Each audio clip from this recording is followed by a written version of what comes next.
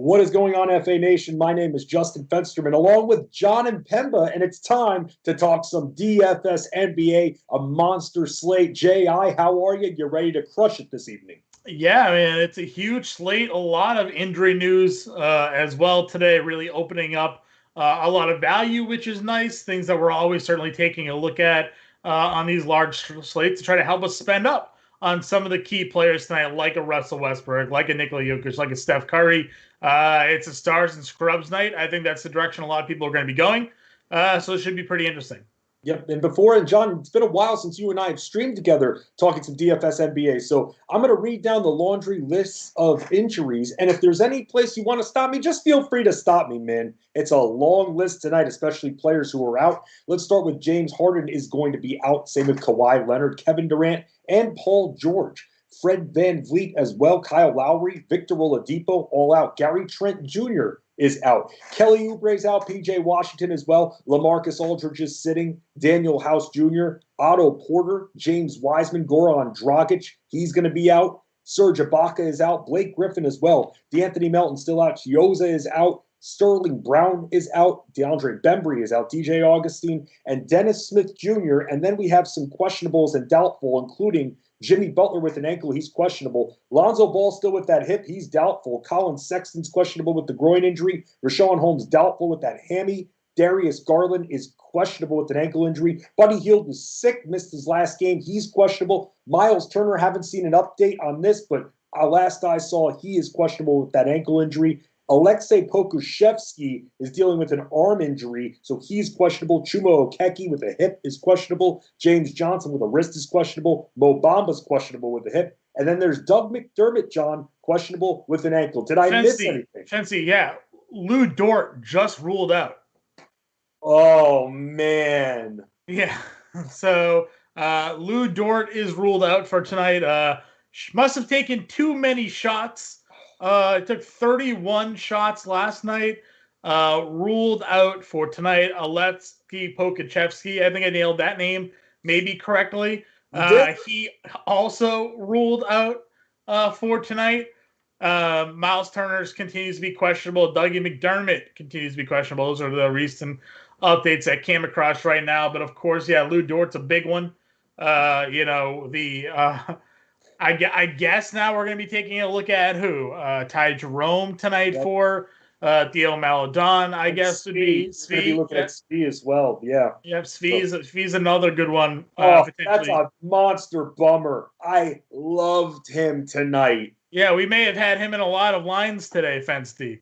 That may have to get redone now. So let's continue to roll through this. We got a lot to talk about and a lot to get through, but those are at least right now the news that we're going through. And we'll keep you updated with any other injuries. But for now, let's get to the playbook, fantasyalarm.com, the DFS NBA playbook, written by James Grande. A lot of updates still to come. High-priced point guards. You mentioned it, John. Russell Westbrook, Washington, Sacramento. Doesn't get much better than that. We got Westbrook. We've got Fox. I like them both, my man.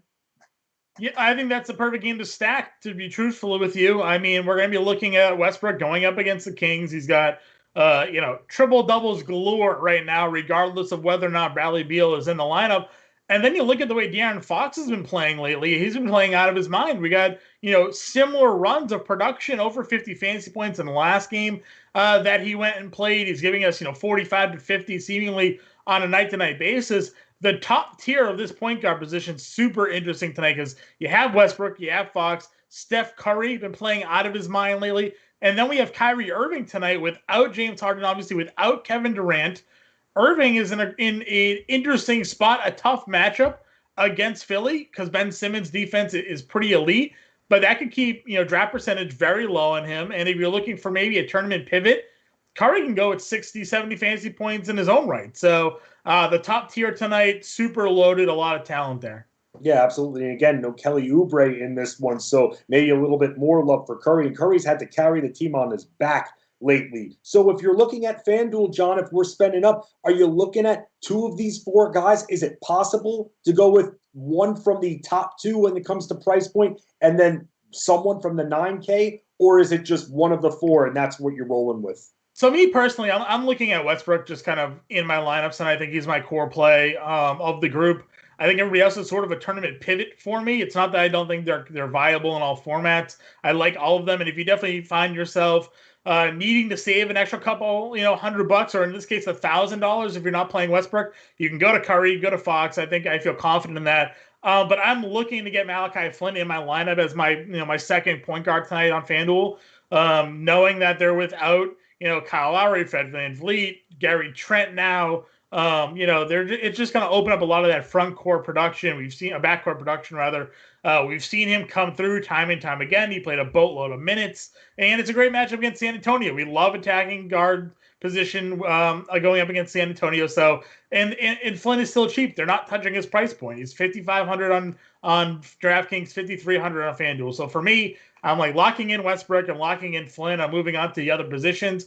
If I find myself needing an extra couple $100 or $1,000, like I'm comfortable going Curry or Fox instead. But that's where I'm starting, and my builds go out from there.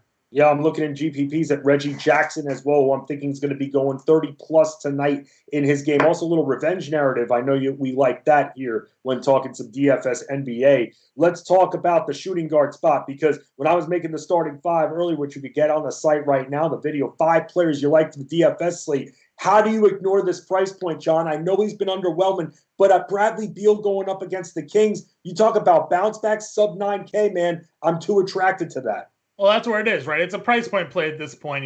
Before we were wondering whether or not it was worth paying him at 10K, and it was because he's going bonkers.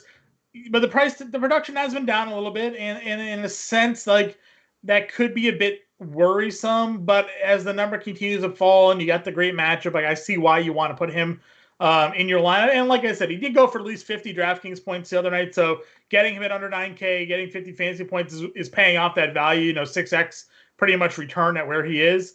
I think he's a good spot to look at. And then we're looking at the mid-tier here again. I mean, with all the value that's opening up on this slate, knowing no Paul George, knowing no Kawhi Leonard, you're going to be looking at Detroit here, whether it be Terrence Mann or Luke Kennard. I think both are viable options in tonight's lineup. They both have great matchups going up against the Detroit Pistons tonight. So value-wise, those guys fit a lot of the builds I think we're going to see tonight.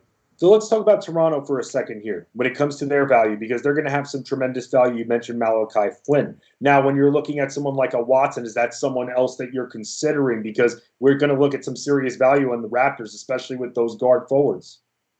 I think I want to see who's starting tonight, right? Like, I think it could be, and you could probably help me out with this name as well, but is it Yuta Watanabe, maybe? Yes, Something look like at that? you. Yeah, I'm learning. I'm trying to learn, right? I'm trying to learn. So, like, I think if we see him start, I'd rather go there. If Watson starts, I'd rather go there. Whoever starts, I think is the guy I'm taking a look at. Both are very cheap, and they're both going to be forcing the roles and play more minutes now. Ronnie Hood's still there. Ronnie Hood hasn't played really more than 20 minutes since coming back. It's very possible Ronnie Hood's the one that enters the starting lineup and plays 25 minutes in that direction. I'll go there. So whoever starts the defense, John. Yeah, whoever starts of that group, they're the one I'm more interested in. But they're all going to have to see some level of playing time tonight because they're just they have really no backcourt depth. Yeah, no backcourt depth at all. And before we leave the guards, because of the Thunder situation, is there one that you're prioritizing at this point? Or it's really hard to pick, right? So, Ty Jerome has flashed off and on again all season long. And Svi's somebody that they traded for, and we've seen him pop off at times as well. So, I guess this is, again, a situation where I want to see who would start. I feel like Svi, this could be a great opportunity for Kendrick Williams, to be truthfully, right? Like, if Kendrick Williams starts, I'm a huge fan of him tonight. I think there's a really good opportunity for him to step up and play a big role, like we were seeing him play before. So, yeah, I think there's an opportunity for him tonight. I think there's a chance that we see Kendrick, be a productive player for them. So the Thunder are not going to have a lot of people, John. I mean, we're seeing more news come in. Mike Muscala is still out. Josh Hall questionable here. Yeah. So it's really going to be who starts for me, right? Right. Let's move on to the small forward position here, because someone that James Grande is in is someone that kind of whiffed for me into the starting five video the other night, but I went right back to the well here, and that's DeMar DeRozan. I mean, forget the fact that it's a revenge narrative, but still, like I just mentioned, the Raptors are dead last at stopping threes. And for that matter, fours getting in the lane, you can include them too, the attackers. Siakam, I'm watching him. I literally, John, the other night, I forgot who drove on him. I literally screamed at my TV and said to Siakam, focus on the lane. They it's not even. I mean, the price point for DeRozan is fantastic on FanDuel. He's under $8,000, but you're also getting the revenge game if you like to play out those narratives. He's going into Toronto. Well, not really going into Toronto since they're playing in like Orlando, but like, you know what I'm saying, like facing his whole team. There could be some of that there for him as well. So I'm a big fan. I like it. I like it a lot. Yeah, no, it's a great start, and it's sub 8K. That's the big thing. Who else do you like at the threes? Michael Porter Jr., right? Like, how do you not take a look at the way he's been playing and knowing there's no Jamal Murray? I know the matchup against Miami could be tough, but if Jimmy Butler, who's questionable, doesn't play, like who's the guy now that's defending him on the perimeter? Is it Tyler Hero? Is it Trevor Ariza? Is it going to be Duncan Robinson? Like, whatever their rotation is going to end up being, it should be a favorable one for Porter tonight. He's been playing out of his mind. We've been big fans of his as well. We're expecting a breakout. We're getting it now. So Michael Porter, for me, I think is one of my favorite guys. And then, James brought it up to me. I had, I guess, a little bit of a misconception. Earlier in the season, Archie Barrett had really been struggling shooting from the outside. But I guess he's now shooting around 38% from three. And if that number is factual, then Archie Barrett against the Pelicans is something I'm definitely interested in. We like attacking the Pelicans with opposing wing players. And if Barrett's now capable of hitting the outside shot at a bit more regularity, then I'm buying in at his price tag under $7,000. Let me give you the shooting percentages for RJ Barrett prior to the Laker game the other night. 58.3, 53.8, 71.4, 53.8, 71.4. Outside of that Laker game, he has been amazing. Yeah, that's huge. That's what I'm saying. Like, if we're getting that type of production out of him now, I like it. And you mentioned, he went over 4 against the Lakers, but shooting three, 4 of 6, 6 of 6, 2 of 4, 3 of 6. Like, if he's going to shoot 50% from three, I'm in. Like that's where I'm going to buy my production from him. The outside shots is tremendous for his development in this NBA. Fancy, I know you hate the reliance on the outside shot. And we talk about it all the time.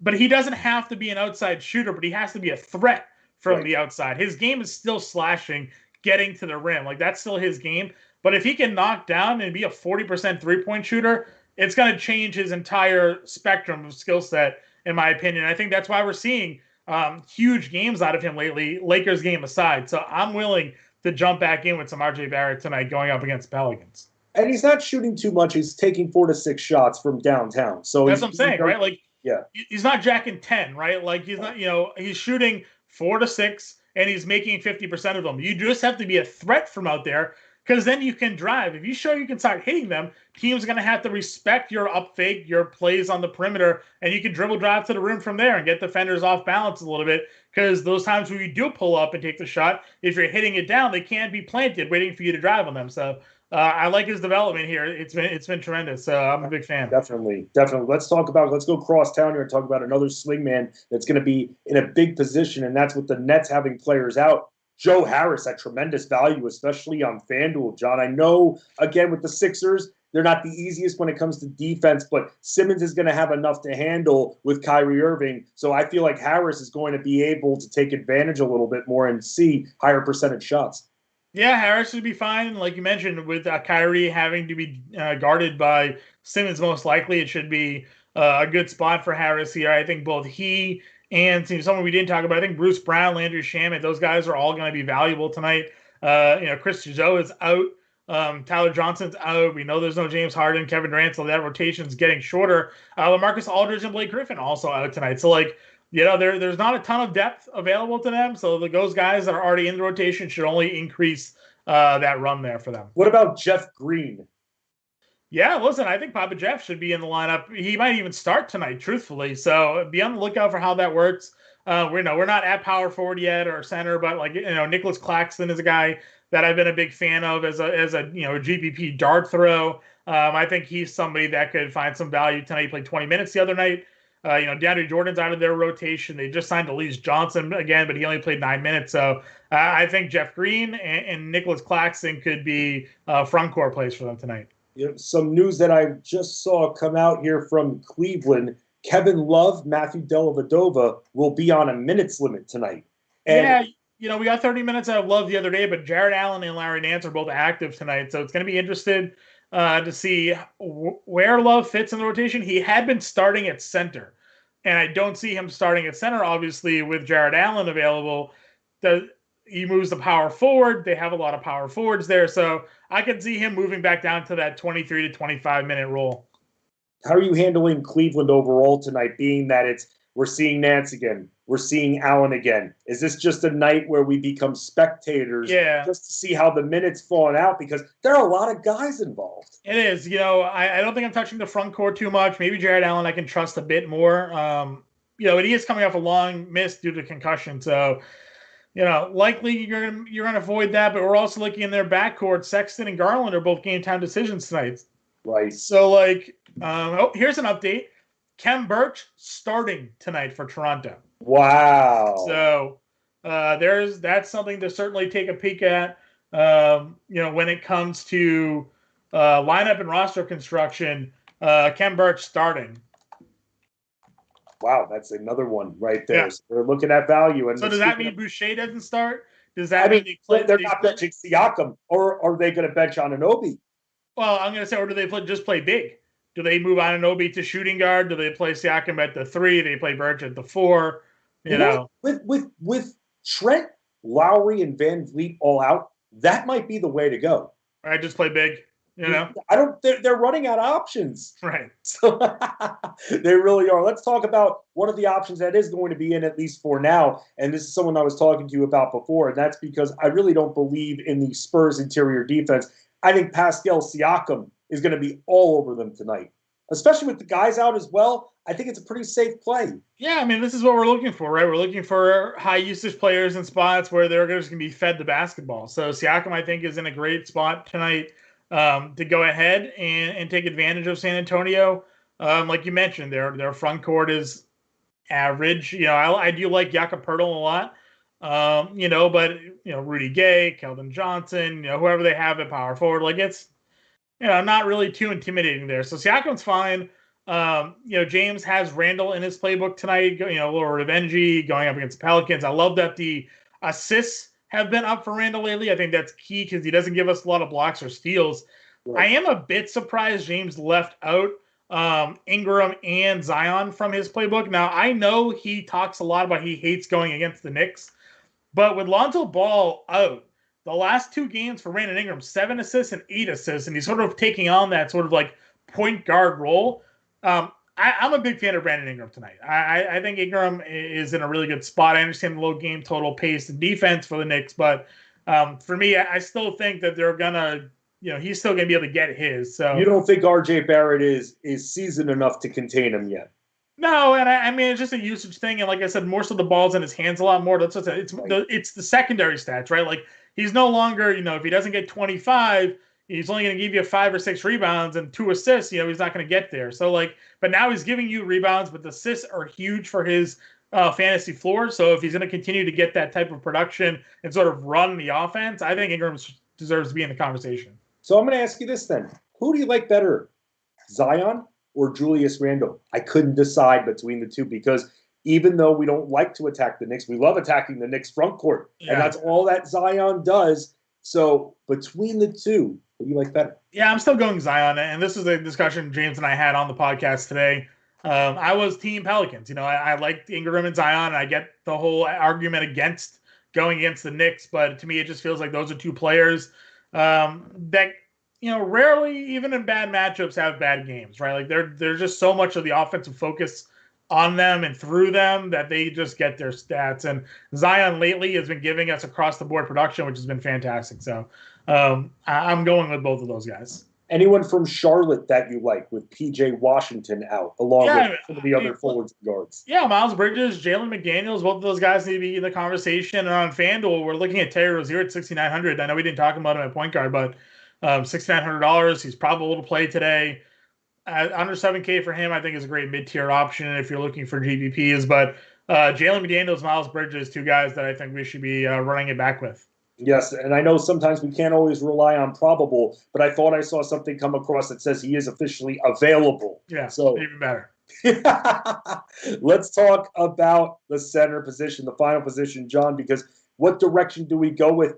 Do we go with Joel Embiid? Is this a situation where you think because the Nets are so weak, he can still get his even in a blowout situation? So, yes, I think he is a candidate to have a very strong first half where you're looking at like projected point totals of, 60 or 70 fantasy points out of Joel Embiid. I worry that by the third quarter, this game may not be competitive, and that would cause an issue for his potential upside. For me, center is a couple options. Nikola Vucevic going up against Orlando, a little revenge game, under 10K. I think we can lock and load that play.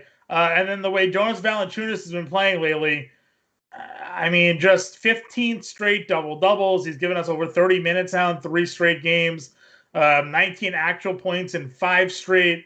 He's just been unbelievable lately. And we know Dallas is not a strong defensive team at the center position, especially when they use Porzingis there. So I think Valanciunas and Vucevic is where I'm looking at the top. And if we're looking to dive, I think we have to look at Khem Birch now. I think Khem Birch starting is an appealing play. So Birch is someone I would take a look at against San Antonio. And on the flip side of that matchup in the mid-tier, I do like Jakob Poeltl with no back-to-back for San Antonio. Yes, I want to talk about Valanciunas for a second. Once again, in my starting 5. And this is one of those situations where on DraftKings, until he goes above 8K, I'm still going to be using him. The other night, he faces Nikola Vucevic. And when Vucevic was on the Magic, they were top 10 at defending centers when Vucevic. On the other side, Wendell Carter Jr. is the complete opposite, doesn't play a lick of defense. Right. You switch them, though, and this was something we talked about because I was a little bit paranoid. Well, you got Vooch on him now, and what does he do? Valanciunas, 26 and 14 and 3 blocks, 3 straight multi-block games. To say this guy is great, he's out of his mind right now. Yeah, no, he is playing fantastic. It's more of a reason to go to him, and there's enough value on the slate. We didn't even talk about Marcus Morris, who's my number 1 play on the slate. So, Marcus Morris tonight, Clippers, no George, no Leonard. Like, he is the scoring option here tonight. So, Marcus Morris for me, a power forward is an automatic. I think he's a lock and load play, but Vucevic, Morris being a value tonight still, under 5,500 allows you to play a guy like Vucevic and some of the other value that's on the slate. So Vucevic for me, my number 1 center. What about Ivica Zubac with all the guys out? Yeah, Zubac is fine. He played over 30 minutes the other night. It's where you have to really try to trust and rely he's going to get there. There's still no Ibaka. So Zubac is okay if you're looking for a mid-tier option. Yeah, I mean, are there any other players? I mean, we've covered a lot of ground thus far. Any other players that we didn't talk about just yet? Anyone else from Cleveland from the guard side, just in case maybe Sexton and Garland both get ruled out? That's where I'm. No, because I'm not playing Delly or Dotson or any of those guys. So I'm probably out on Cleveland if those guys are not playing. Yeah, again, big-time injury news that has taken place. We're waiting on a little bit more here. But the latest one, Khem Birch, will start. John, you can follow you on Twitter at JImpemba777, my man. What else can they get when they get ready for this monster slate that we have? 11 games on tap, my man. Yeah, I mean, listen, the playbook's out, core plays are out, we're in chat, starting 5's out, value vault's out, all the stuff's there. So we're leading you right into roster lock with all the content. And you get us on Twitter, get us in chat. We're here. Break it down as it comes. So another hour, we'll be ready to go. Yeah, and that is what we'll do. Always dominate, no other option. Get in the chat, get those lineups set, and get ready to win.